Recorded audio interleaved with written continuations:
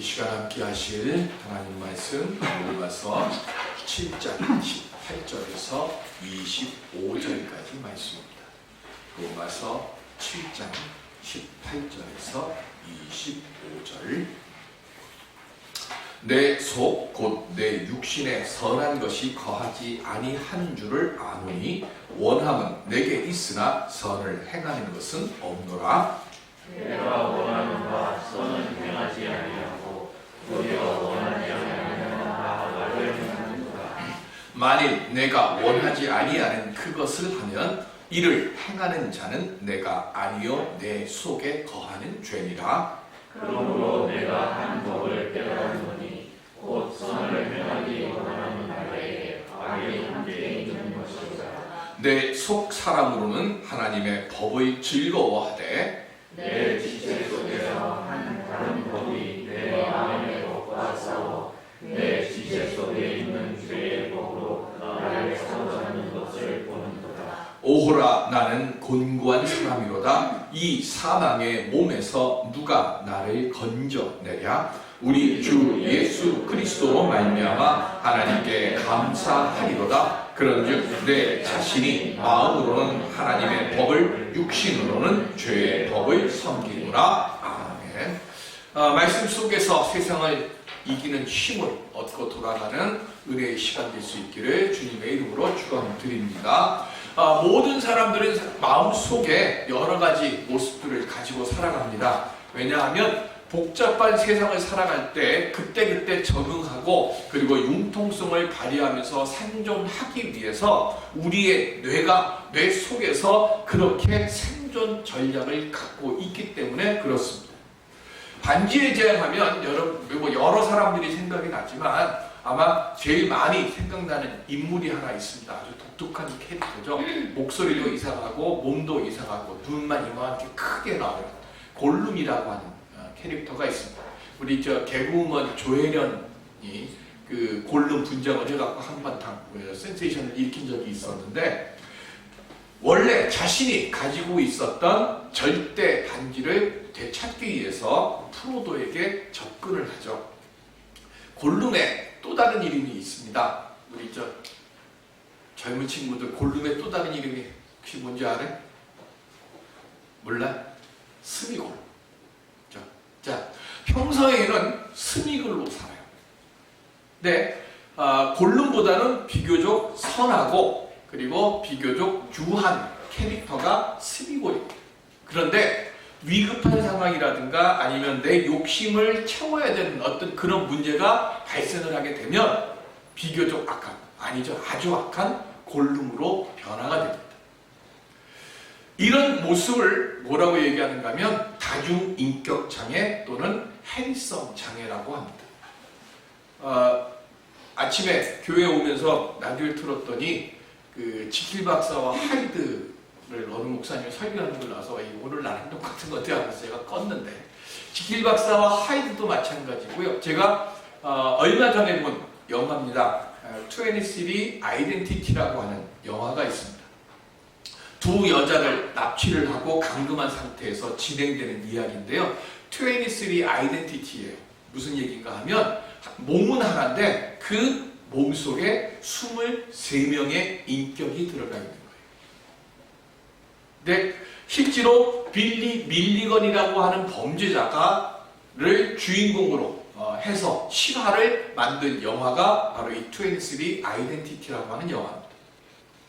어렸을 때 당했던 폭행 때문에 이 사람이 그때부터 인격이 이렇게 23명의 인격이 그 속에 들어왔다고 합니다. 그리고 호주에 있는 한 여성은 100 몇십 명의 인격이 그 안에 들어가 있대요. 그 여인은 어렸을 때 성폭행을 당했는데 그때부터 그 안에 또 새로운 인격들이 들어오기 시작을 해서 그렇게 수없이 많은 사람들의 인격이 그 안에 있습니다.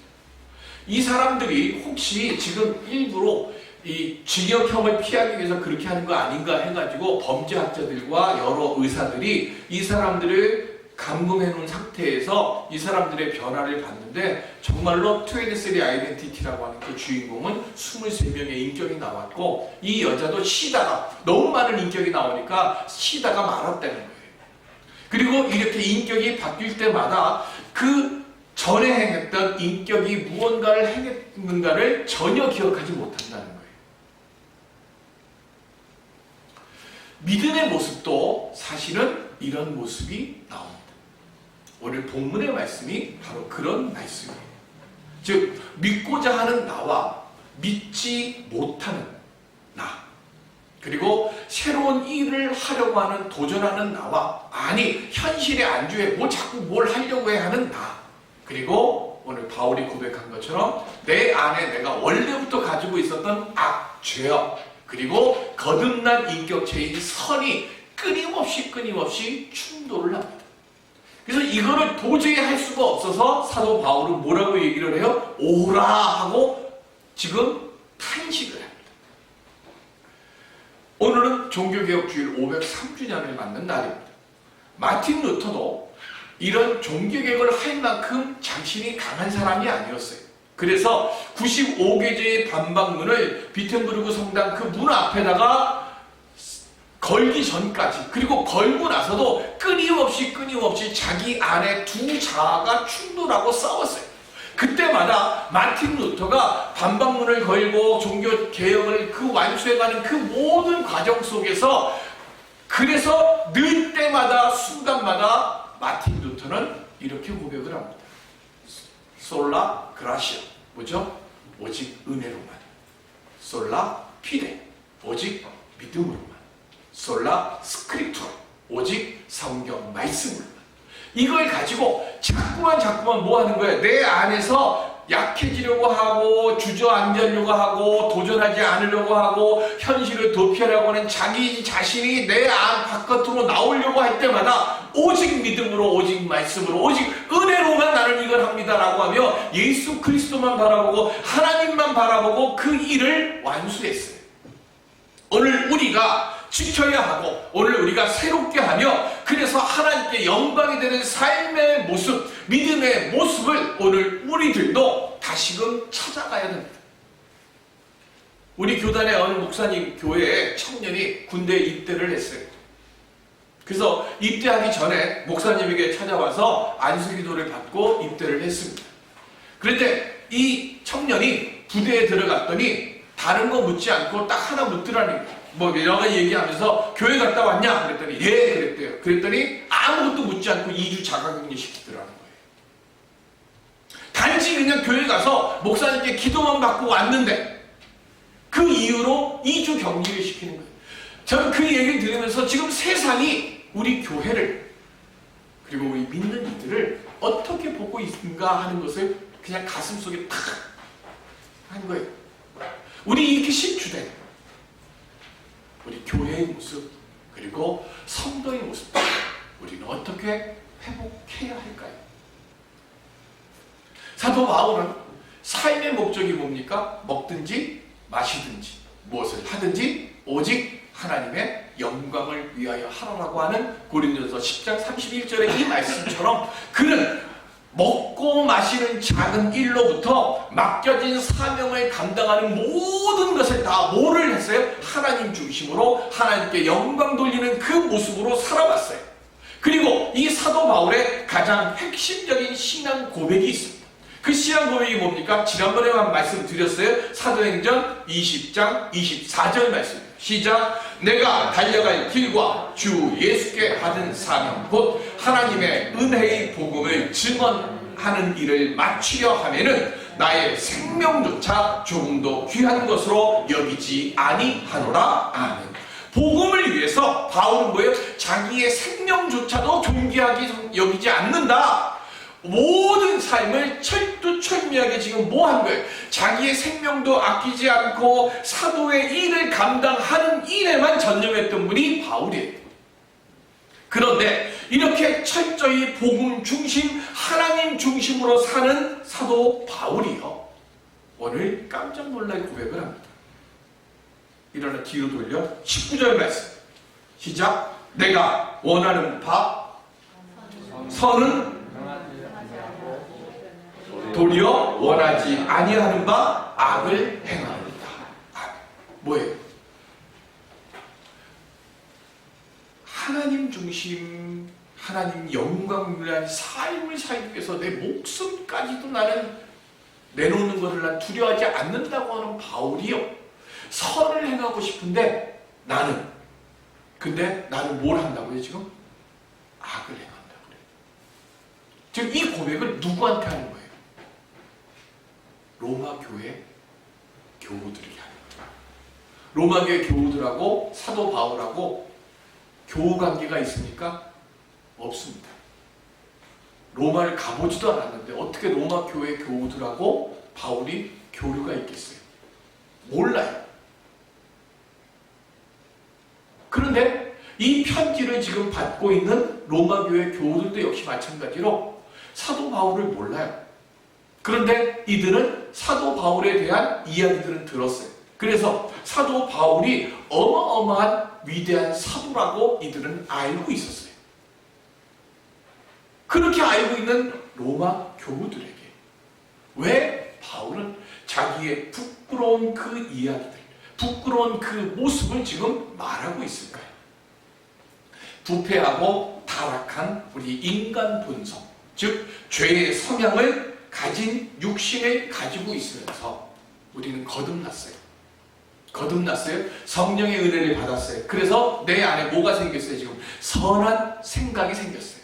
그리고 선한 생각이란 다른 말로 이야기하면 뭐예요? 하나님의 뜻을 쫓아 살려고 하는 마음이 내 안에 있어요. 그래서 내 안에 원래 있던 뭐가 있어요? 악이 있고, 그리고 거듭나서 내가 새로워져서 내 안에 들어온 선이 있는 거예요. 그런데 이 악과 선이 싸움을 하는데 바울이 고백하는 건 뭐예요? 내가 목숨조차도 아끼지 않고 나는 하나님의 뜻을 쫓아 살겠다고 하는 선한 내가 번번이 싸울 때마다 누구에게 지는 거예요?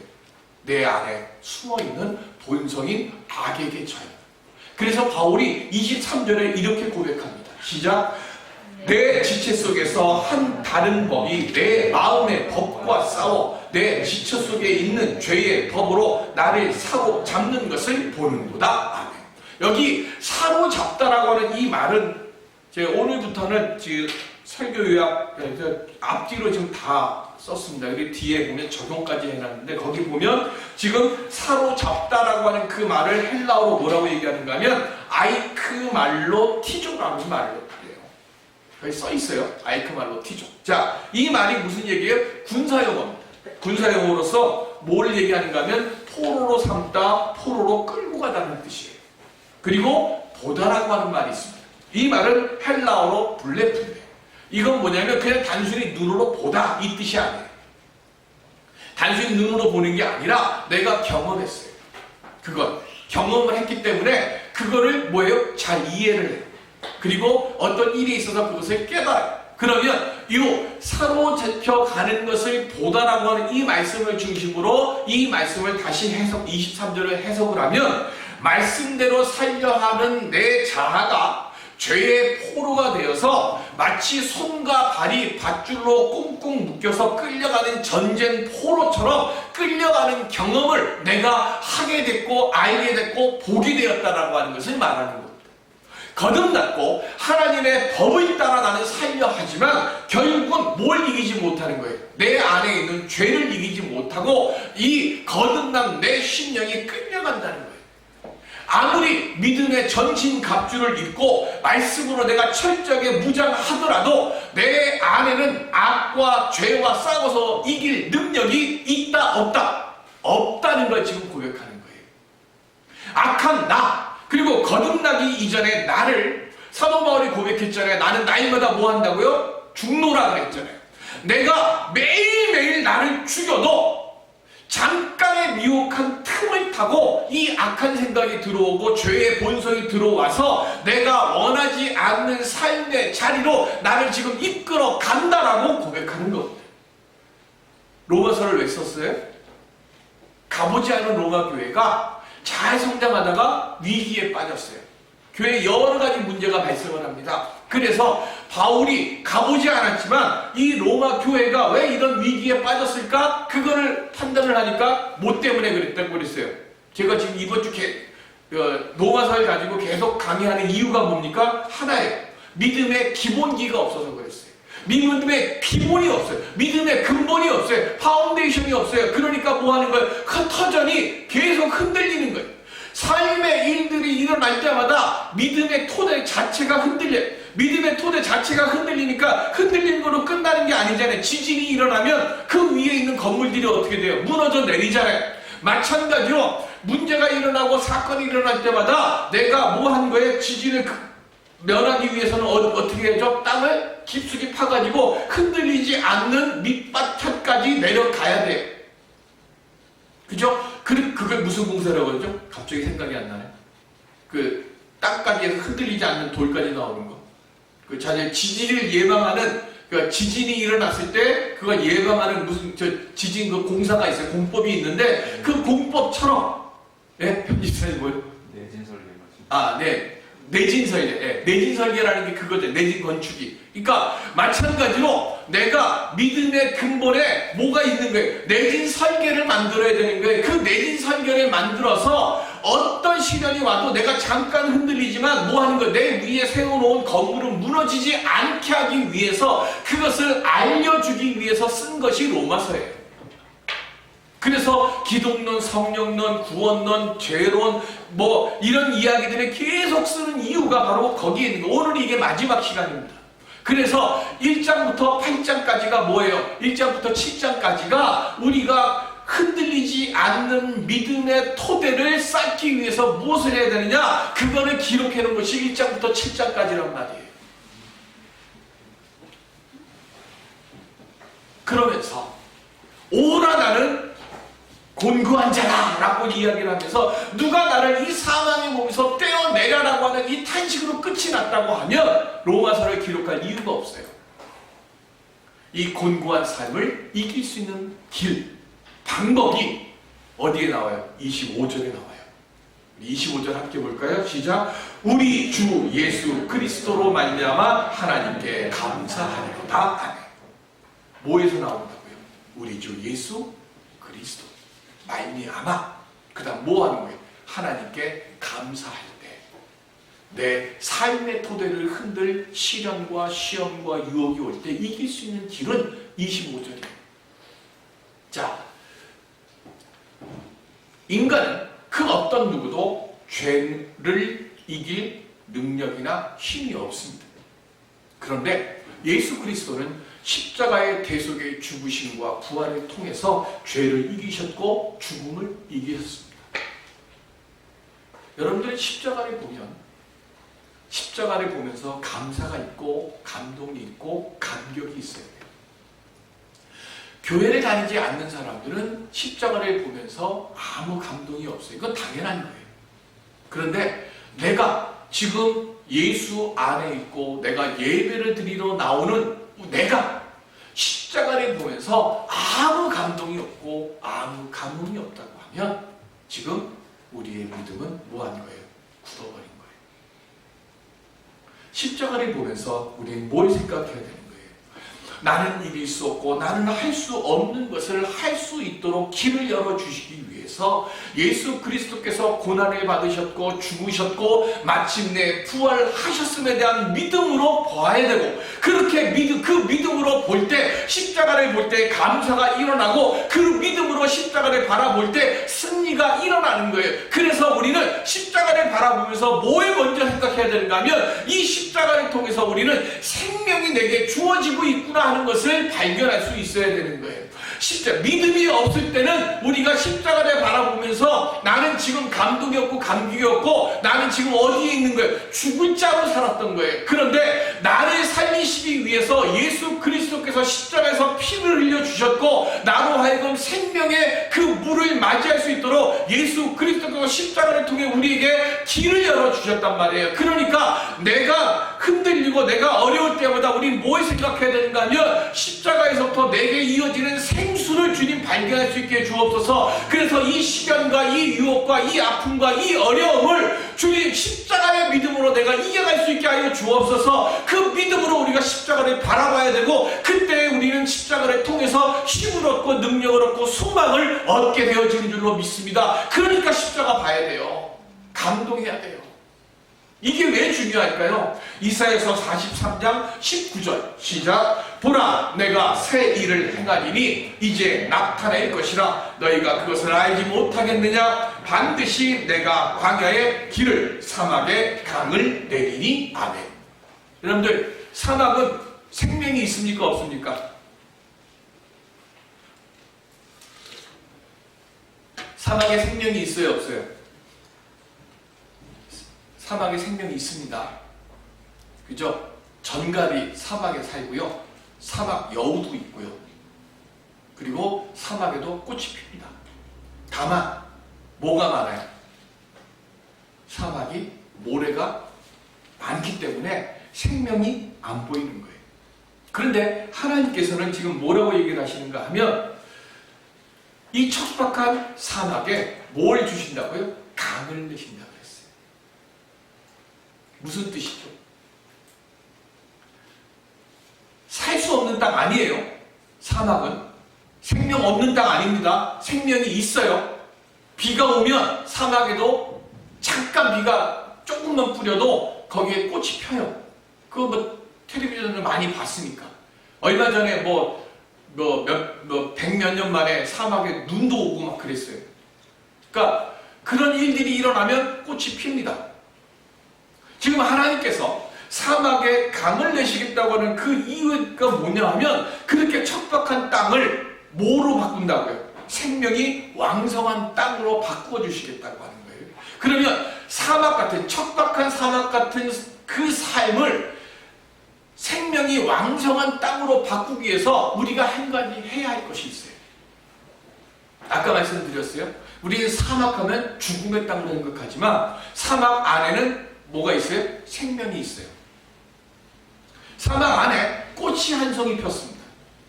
그런데 99%의 사람들은 한 송이 핀 꽃은 보지 않고 뭐만 보는가 하면 99%의 사막을 보면서 내 인생은 이렇게 생명이 없는 죽음의 땅과 같은 사막과 같이 힘들고 거칠고 어려워라고 이야기를 합니다.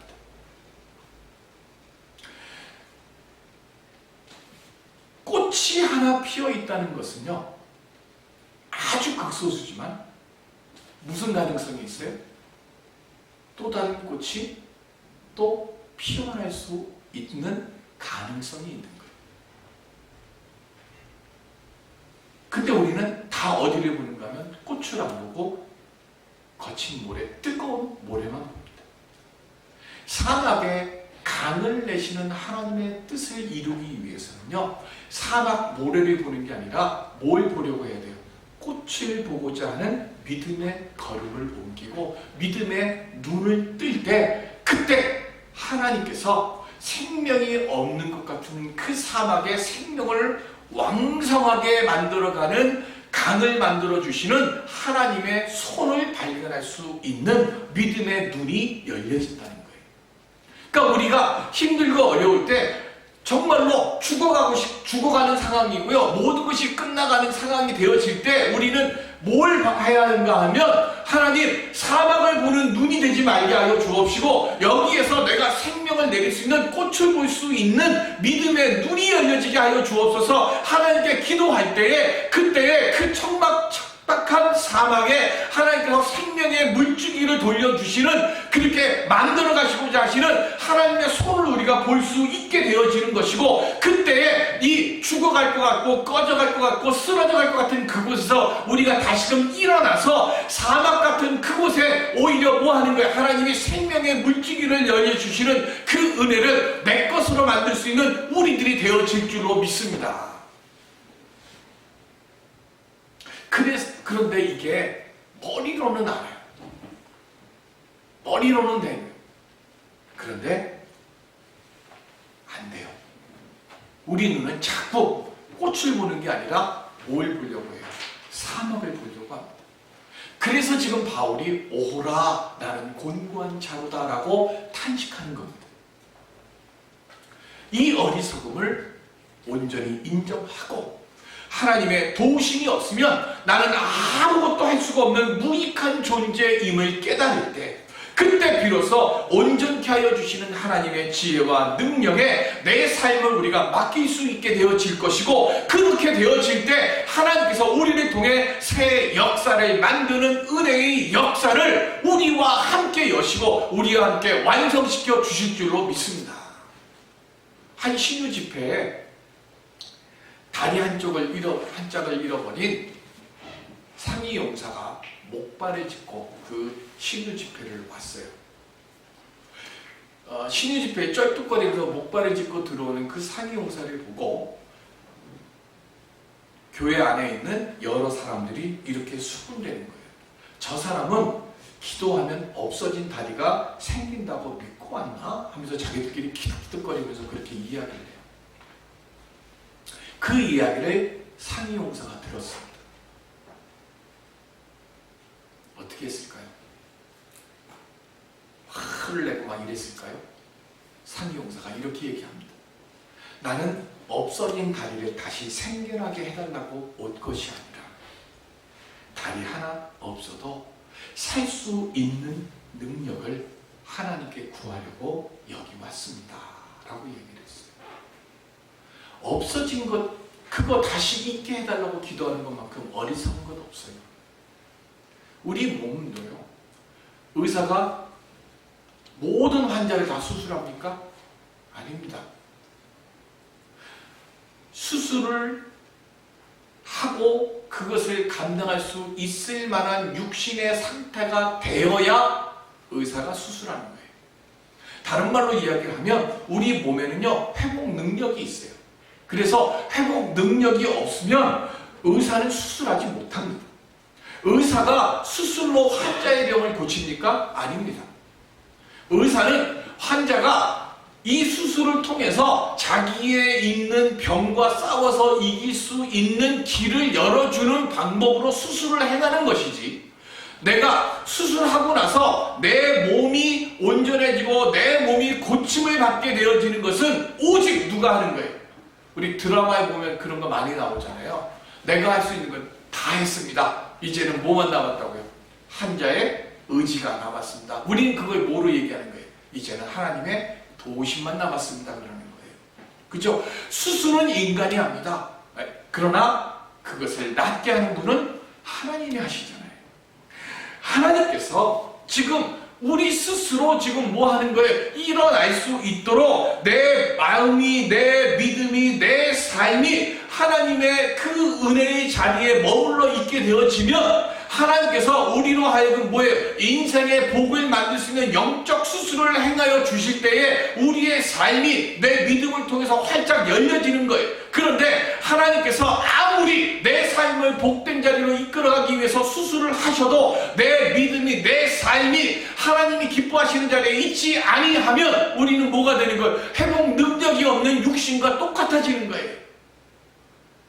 사단은 그래서 끊임없이 우리의 우리를 육체의 법을 가지고 스스로 불신의 나에 사로잡혀서 나로 하여금 아무것도 하지 못하는 자리로 끌고 가려고 하는 거예요. 그래서 우리가 하나님의 은혜를 온전히 지키기 위해서 반드시 기억해야 할 말씀이 있습니다. 그 말씀이 뭐냐? 고린도후서 6장 1절 말씀입니다. 시작. 우리가 하나님과 함께 일하는 자로서 너희를 권하노니 하나님의 은혜를 헛되이 받지 말라. 아멘. 하나님이 우리에게 은혜를 주셨어요. 그런데 중요한 게 뭐예요? 내가 하나님의 은혜를 헛되이 받는 자리에 있게 되어지면 하나님이 아무리 은혜를 주시고 아무리 능력을 주셔도 우리는 아무것도 할 수 없는 존재가 되는 거예요.